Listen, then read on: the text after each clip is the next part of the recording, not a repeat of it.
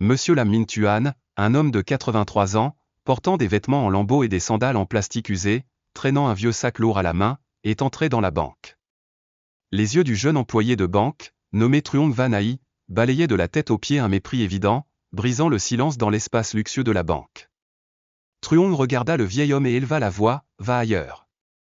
Les banques ne sont pas un endroit pour des gens comme vous. » Monsieur Lam n'a pas bronché, sa voix était lente mais patiente, « Monsieur, je suis venu ici pour déposer de l'argent. Mon argent est dans ce sac. » Même si ses yeux étaient pleins de détermination, Truong haussa seulement les sourcils et laissa échapper un rire sarcastique. Il montra le sac d'un doigt et se moqua, « Il y a de l'argent dans ce sac ? Ce ne sont probablement que des restes d'argent, n'est-ce pas ? Nous n'avons pas le temps de servir de telles choses. » Monsieur Lam est resté calme. Ses mains tremblaient légèrement parce qu'il devait traîner le lourd sac sur une longue distance, mais sa voix restait douce, comme s'il voulait souligner jusqu'au bout, « C'est l'argent de ma sueur et de mes efforts, accumulés toute ma vie. Je veux économiser de l'argent pour plus tard. » Truong ne pouvait pas contrôler son rire moqueur, et quelques collègues debout à proximité continuaient également de parler. L'un d'eux a prononcé une petite phrase mais suffisamment forte pour que Monsieur Lam l'entende clairement, « Cette banque doit aussi s'occuper de ces sacs en lambeaux remplis de monnaie ? Quelle perte de temps !» Dans l'espace luxueux de la banque, Monsieur Lam est comme un marginal. Les compteurs de transactions sont conçus avec du verre transparent, la lumière réfléchie par les ampoules crée un look flashy. Les employés de la banque portent des uniformes soignés et sont occupés à effectuer des transactions avec des clients élégamment habillés. Dès que la porte automatique de la banque s'est ouverte, tout le monde s'est soudainement retourné en entendant le bruit des roues du sac de Monsieur Lam qui traînait sur le carrelage. Le vieux sac était si lourd qu'il le faisait se pencher, chaque pas lourd mais décisif. Alors qu'il se tenait devant le comptoir des transactions, Monsieur Lam s'est arrêté et a soigneusement posé le sac sur le sol. Ses yeux scrutaient l'espace environnant, comme pour s'assurer qu'il était au bon endroit. Mais c'est son apparence robuste, sa petite silhouette et ses sandales en plastique en lambeaux qui ont attiré tous les regards sur lui. Non pas par curiosité mais par mépris mêlé d'agacement. Certains clients portaient des costumes luxueux et des robes de soirée, incapables de se cacher des regards indiscrets.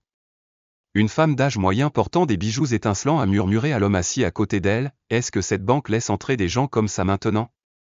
Vraiment une perte de normes. » Monsieur Lam ne se souciait pas des chuchotements. Ses yeux ne s'arrêtèrent que sur le caissier devant lui, comme s'il attendait de l'aide. Mais tout ce qu'il reçut fut une attitude froide et un refus catégorique. Quelle perte de temps. Tu devrais ramener ton sac à la maison, nous n'avons pas le temps de nous en occuper, répéta Truong, cette fois sa voix était plus aiguë, comme pour confirmer qu'il ne méritait pas d'être servi ici. Monsieur Lam n'a rien dit de plus, il s'est simplement penché et a soulevé le lourd sac. Ses yeux étaient un peu tristes mais restaient néanmoins calmes. Truong se tenait droit derrière le comptoir, croisait les bras sur sa poitrine, les yeux remplis d'inconfort. Il regarda le sac de Monsieur Lam, puis laissa échapper un ricanement, « Vieil homme, nous ne manipulons pas de monnaie ici. Tu devrais ramener ça à la maison. La prochaine fois, ne perds pas ton temps à venir ici. » Monsieur Lam s'inclina légèrement, sa main calleuse serrant le bord du sac. Sa voix était toujours douce, sans aucune colère, « C'est de l'argent que j'ai accumulé toute ma vie. Je veux l'envoyer pour pouvoir vivre en paix à l'avenir. Si vous ne l'acceptez pas, j'attendrai quelqu'un de plus compétent. » Truong renifla, se tourna vers son collègue à côté de lui et dit d'une voix sarcastique, « Avez-vous entendu ? Il a demandé à voir quelqu'un en position d'autorité. Peut-être pensons-nous que nous avons du temps libre pour nous asseoir et compter la monnaie toute la journée. » Tous deux ricanaient, l'atmosphère autour du comptoir des transactions devenait lourde. Les clients à proximité ont commencé à chuchoter plus fort. Un homme âgé portant un gilet soigné a jeté un coup d'œil à Monsieur Lam. A secoué la tête, « Cela dérange vraiment les autres. Je ne comprends pas pourquoi cette banque laisse entrer des gens comme ça. » Une jeune femme qui venait de signer les papiers jeta un regard dédaigneux à Monsieur Lam, puis se tourna vers son ami, « Quelle perte de temps. Nous sommes occupés et n'avons pas le temps de nous asseoir et de regarder cette scène. » Soudain, de l'intérieur de la salle de transaction, un homme d'âge moyen vêtu d'un costume formel est sorti. Il s'agit de Monsieur Chaudhuinam, directeur de succursale. Avec une expression sévère, il se dirigea directement vers le comptoir des transactions, ses yeux scrutant Monsieur Lam et le lourd sac posé sur le sol. « Que se passe-t-il ici ?» Sa voix résonna, rendant l'espace soudainement silencieux. Truong s'est immédiatement redressé, a fait un signe de tête au manager, puis a rapidement répondu « Oui, ce n'est rien de grave. C'est juste que ce vieil homme a apporté un sac de monnaie à déposer, mais nous ne pensons pas que nous ayons besoin de perdre du temps à gérer cette affaire. » Le directeur Cho hocha la tête, ses yeux toujours peu sympathiques lorsqu'il regardait Monsieur Lam. Il s'est approché, a jeté un nouveau coup d'œil au sac et a dit d'une voix calme mais incapable de cacher son dédain « Monsieur, je suis désolé mais nous ne pouvons pas gérer cet argent. Venir ici ne fera que faire perdre du temps au personnel et aux autres clients. » Le vieil homme regarda droit dans les yeux du directeur. Ses yeux n'étaient pas en colère, juste tristes. Sa voix était toujours lente et calme, « Vous pouvez le dire à vos supérieurs, je suis prêt à attendre. » Le manager fronça les sourcils, son attitude ne voulant clairement pas discuter davantage. Il s'est tourné vers l'agent de sécurité qui se trouvait à proximité et lui a fait signe, « Faites sortir le vieil homme. Nous ne pouvons pas laisser des choses comme celle-ci affecter les opérations de la banque. » L'agent de sécurité, grand et grand, s'est approché du vieil homme. Sa voix était un peu plus basse, « Mon oncle, si tu n'as rien de nécessaire, pars s'il te plaît. Tu restes ici trop longtemps, ce qui met tout le monde mal à l'aise. » Le vieil homme restait immobile, les yeux regardant autour de lui. Les clients assis au comptoir et sur les chaises d'attente évitaient pour la plupart son regard. Quelques personnes semblaient mal à l'aise et se détournèrent. À part ça, parmi eux, personne n'a dit un mot pour défendre le vieil homme. Se penchant légèrement, il souleva le lourd sac avec des mains tremblantes. Ses épaules étaient légèrement pliées à cause du poids, mais ses pas étaient toujours lents et décisifs. Il n'a pas répondu, n'a montré ni colère ni résistance. L'atmosphère dans la banque était à nouveau animée, mais la rémanence de la scène à l'instant mettait certaines personnes mal à l'aise, notamment un jeune employé qui se tenait à proximité. Ses yeux étaient pleins d'inquiétude alors qu'il regardait le dos maigre du vieil homme alors qu'il partait. Un jeune employé assis au comptoir voisin a observé l'intégralité de l'incident. Il était nouveau dans ce métier il n'y a pas si longtemps, son visage paraissait encore jeune et ses yeux étaient brillants et enthousiastes. Lorsqu'il a vu le vieil homme être traité injustement, il n'a pas pu cacher son malaise. « Vous êtes venu ici pour déposer de l'argent, » dit-il, sa voix douce mais suffisamment claire pour que tout le comptoir puisse l'entendre. « Nous aurions dû vous servir. N'aurions-nous pas dû vérifier avant de refuser ?» Ces paroles provoquèrent une pause dans l'atmosphère environnante. L'employé qui venait de se moquer du vieil homme s'est immédiatement tourné vers lui, a haussé les sourcils, la voix mêlée de sarcasme, « Tu es vraiment naïf. Tu ne comprends pas quand tu le regardes. Laisse-moi te dire. Comment ce vieil homme a-t-il de l'argent important à déposer? Ce sac d'argent est probablement plein de monnaie, il prend plus de temps à compter que sa valeur. » Les collègues environnants rirent doucement de cette raillerie. Mais le jeune employé n'a pas bronché du tout. Il se leva, alla directement vers le vieil homme et lui demanda gentiment, « Mon oncle, me permets-tu d'enregistrer ce sac ?» Le vieil homme leva la tête, ses yeux brillèrent de surprise, mais il acquiesça. Les mains fines laissent doucement tomber le sac sur le sol. Les yeux inconfortables de plusieurs autres employés suivaient chacune de ses actions. L'un d'eux s'est chuchoté, « Ça ne vaut définitivement rien, c'est juste une perte de temps. » Le groupe tout entier a ignoré les rumeurs. Le jeune employé se pencha et défait délicatement chaque nœud du sac. Lorsque le vieux tissu a été retiré, une scène qui a surpris tout le monde à proximité est apparue.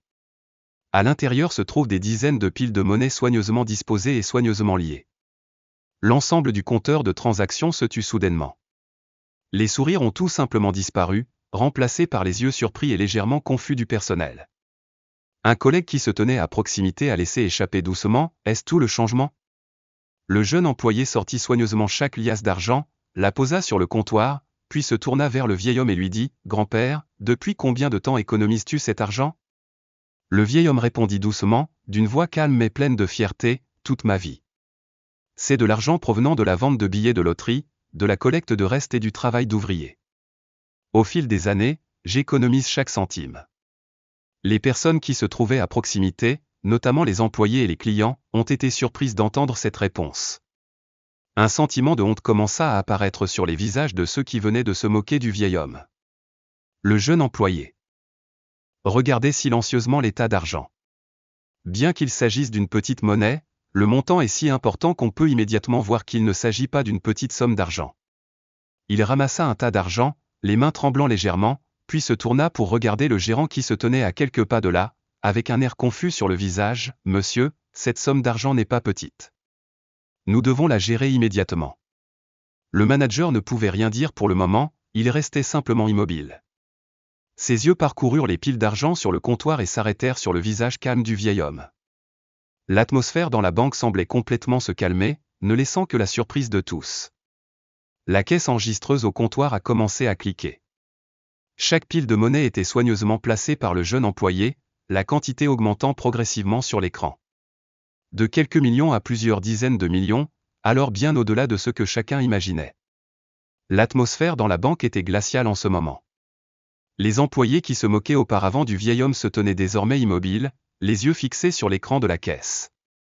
Le chiffre affiché à l'écran a continué d'augmenter, jusqu'à dépasser le seuil du milliard de VND. Le jeune employé s'arrêta et laissa échapper un soupir comme pour retrouver son calme. Il se tourna vers le vieil homme, sa voix incapable de cacher sa surprise mais pleine de respect. « Monsieur, la somme d'argent dans votre sac est très importante. Je compte, mais cela prendra probablement plus de temps pour tout traiter. S'il vous plaît, permettez-moi de continuer à compter. » Le vieil homme hocha légèrement la tête, les yeux sans aucune complaisance ni surprise. Pour lui, cet argent était le résultat d'une vie de travail acharné, mais il ne pensait pas que cela surprendrait autant son entourage. Le bruit de la caisse enregistreuse retentit à nouveau. Chaque pile de monnaie était passée et le chiffre final apparaissant à l'écran faisait retenir le souffle à toute la salle, 3,217 milliards de VND. Le jeune employé s'exprimait d'une voix respectueuse en se tournant vers le gérant. « Monsieur, cette somme d'argent est très importante et tout à fait légale. Nous devons nous en occuper immédiatement. » Ces paroles étaient comme une gifle envers les employés et les clients qui se moquaient du vieil homme. Un employé debout à proximité a balbutié, 3,217 milliards. Comment ce vieil homme a-t-il pu accumuler une si grosse somme d'argent? Le gérant, qui avait précédemment exprimé son dédain, resta maintenant immobile, ses yeux scrutant maladroitement les piles d'argent et s'arrêtant sur le vieil homme. Il s'éclaircit la gorge, essayant de retrouver son autorité mais incapable de cacher sa confusion. « Ah, oui. Nous traiterons cet argent immédiatement. Désolé pour la gêne occasionnée. » Le vieil homme ne dit rien, se contentant de regarder tranquillement le directeur. Il n'y avait aucun reproche dans ses yeux mais juste un regard calme, comme pour dire qu'il avait été habitué à de tels regards et attitudes toute sa vie. Un client d'âge moyen, qui avait auparavant l'air dédaigneux, est désormais assis en silence. Ses yeux regardaient pensivement les tas d'argent. Il a murmuré à la personne à côté de lui, 3,217 milliards. Comment cet homme a-t-il économisé pour obtenir cette somme d'argent? Peut-être que nous l'avons mal jugé. Le jeune employé continue de compléter les démarches pour ouvrir un compte d'épargne pour le vieil homme. Ce faisant, il admirait constamment cet homme âgé mais patient et calme. Ces piles de changement, bien que leur valeur ne soit pas négligeable, portent en elles l'histoire d'années de travail acharné que tout le monde ne comprend pas.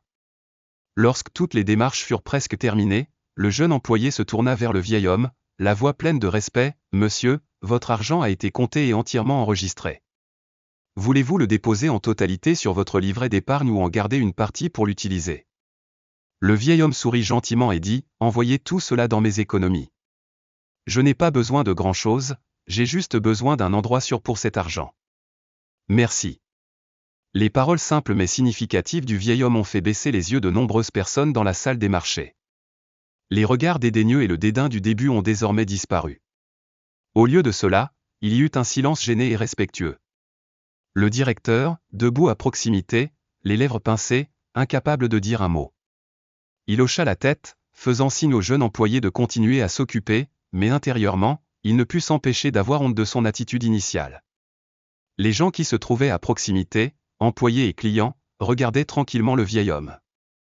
Comme s'il venait de recevoir une grande leçon qu'il n'oublierait jamais. Après avoir terminé le décompte, le jeune employé a poliment remis le reçu de transaction au vieil homme. L'espace dans la banque était encore inhabituellement calme, presque personne n'osait dire quoi que ce soit.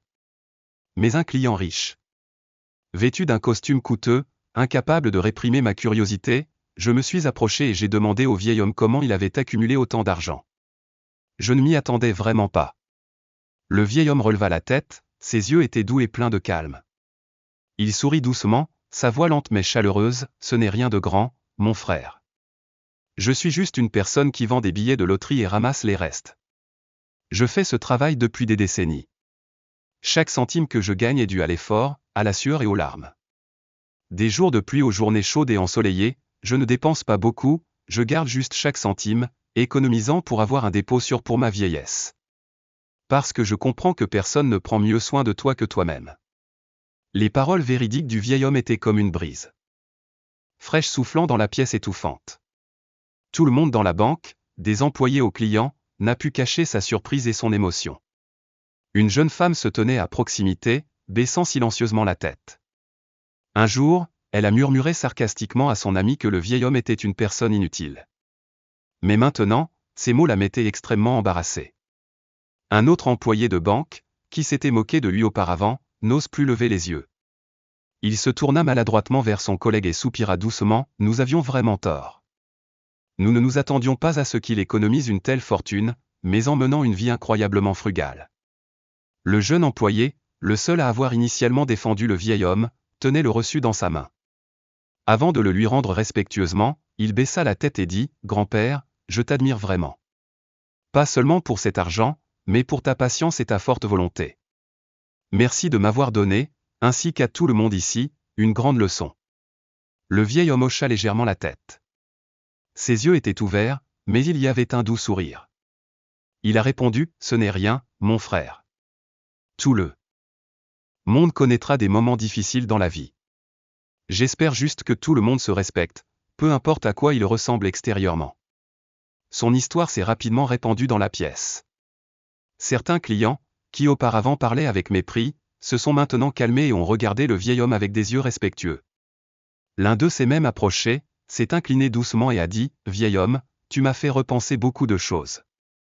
Merci d'avoir partagé ton histoire. » Le directeur de la banque se tenait silencieusement derrière, sentant clairement la honte se répandre dans son cœur. Il n'osa pas regarder directement le vieil homme, mais baissa simplement la tête profondément et dit d'une voix étranglée, « Nous nous excusons de ne pas vous avoir respecté depuis le début. Je promets que notre banque ne permettra jamais qu'une chose similaire se produise. » Même si ses excuses étaient sincères, elles ne suffisaient pas à effacer la culpabilité de tous ceux qui se moquaient de lui. Cependant, le vieil homme ne s'est pas mis en colère et n'a pas grondé. Il hocha simplement légèrement la tête et répondit avec un doux sourire, comme un vieux père pardonnant généreusement à ses enfants maladroits. Le vieil homme se releva lentement. Après avoir reçu le reçu de transaction, sa petite silhouette respirait toujours le calme et la confiance. Juste au moment où il était sur le point de sortir le sac vide, la porte de la banque s'est soudainement ouverte et un homme d'âge moyen élégamment habillé est entré. « Papa, as-tu déjà fini ton travail ?» Une voix chaleureuse retentit, attirant l'attention de tous. Le vieil homme leva la tête et sourit gentiment, « Ah, tu es là ? Papa vient de l'envoyer. » L'homme se dirigea immédiatement rapidement vers le vieil homme, se baissant pour ramasser doucement le sac. À ce moment-là, tout le monde à la banque se mit à chuchoter, « Le père de ce vieil homme est-il son père ? Qui est cet homme ?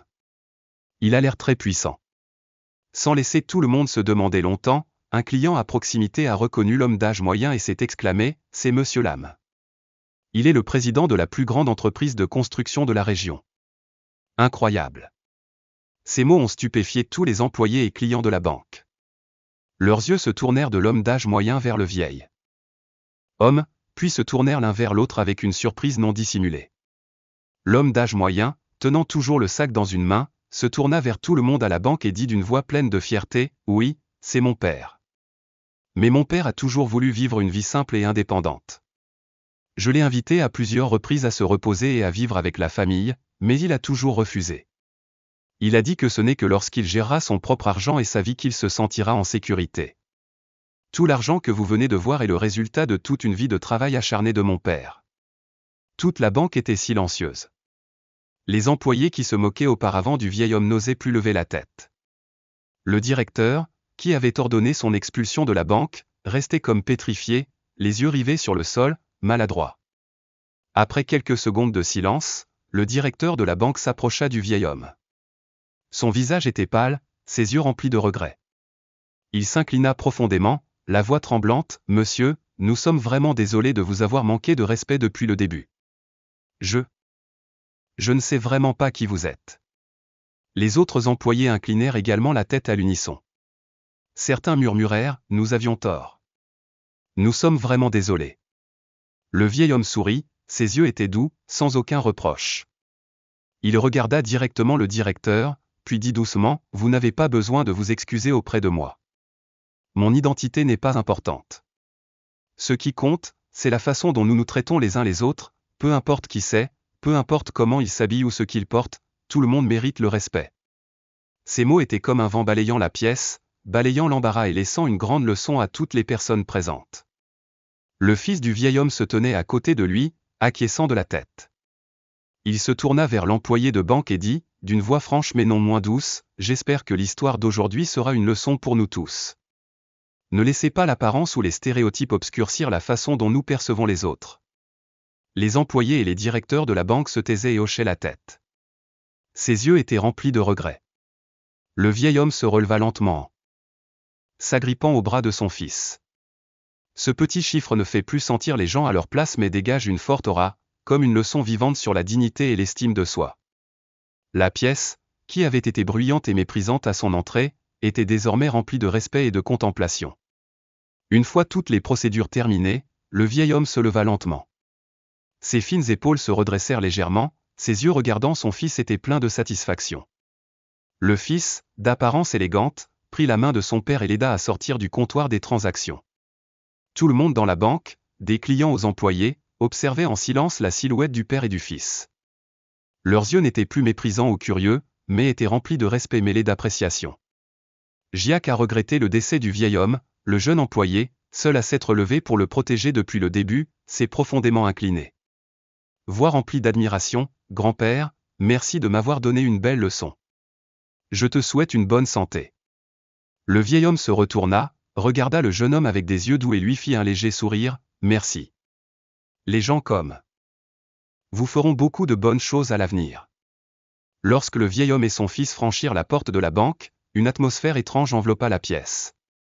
Les employés de la banque, notamment les dirigeants, ont immédiatement convoqué une réunion interne. Lors de la réunion, le manager a dit sérieusement, « Ce qui s'est passé aujourd'hui ne pourra plus jamais se reproduire. Nous avons eu tort de juger les gens uniquement sur leur apparence. Désormais, chaque client qui vient ici, quel qu'il soit, doit être traité avec le plus grand respect. » Le jeune employé, le seul à se tenir aux côtés du vieil homme, a été félicité par le directeur, « Vous avez très bien fait. Nous vous donnerons plus de responsabilités au travail. Gardez cet état d'esprit. » Ces mots ne sont pas seulement une reconnaissance mais aussi une leçon précieuse pour tous les collaborateurs de la banque. Ce jour-là, l'histoire s'est rapidement répandue sur les réseaux sociaux, émanant d'un client présent à la banque. Les lignes de statut, les photos et les courtes vidéos montrant le vieil homme portant des vêtements déchirés mais portant toutes ses économies, et comment il a fait face au mépris, ont touché le cœur de millions de personnes. Sous le post, des milliers de commentaires ont afflué, « Ne jugez jamais les autres sur leur apparence. Le vieil homme est un exemple de patience et de respect de soi. Merci pour l'histoire qui me rappelle que le respect est la chose la plus précieuse que les gens puissent se donner. » Pendant ce temps, le vieil homme retournait toujours à sa vie simple et quotidienne. Même s'il avait déposé toutes ses économies, il continuait à collecter des restes et à vendre des billets de loterie. Ne changez pas votre mode de vie à cause de l'histoire de la banque. Un soir, alors que le vieil homme venait de vendre le dernier lot de billets de loterie, son fils apparut avec une voiture de luxe. Il descendit et aida son père à monter dans la voiture. Avant de fermer la porte, le vieil homme regarda la rue familière, souriant doucement comme un au revoir satisfait. L'histoire se termine avec l'image d'une voiture de luxe qui roule lentement, transportant une petite silhouette mais dégageant un tempérament fier et gentil. Ce vieil homme, même sans le vouloir, a laissé une profonde leçon de respect, de patience et de valeurs humaines à tous ceux qui en ont été témoins. L'histoire d'aujourd'hui nous rappelle que la valeur d'une personne ne réside pas dans son apparence ou dans les biens qu'elle porte, mais dans sa dignité, son respect de soi et les choses auxquelles elle a silencieusement consacré sa vie. Le vieil homme de l'histoire a non seulement donné une grande leçon aux banquiers, mais il nous a également tous inspirés à faire preuve de patience et de respect envers les autres. Si vous trouvez cette histoire significative, n'oubliez pas d'aimer, de partager pour diffuser le bon message et de vous abonner à la chaîne Light Story pour ne pas manquer les prochaines histoires émotionnelles. Merci d'avoir suivi. On se retrouve dans les prochaines stories.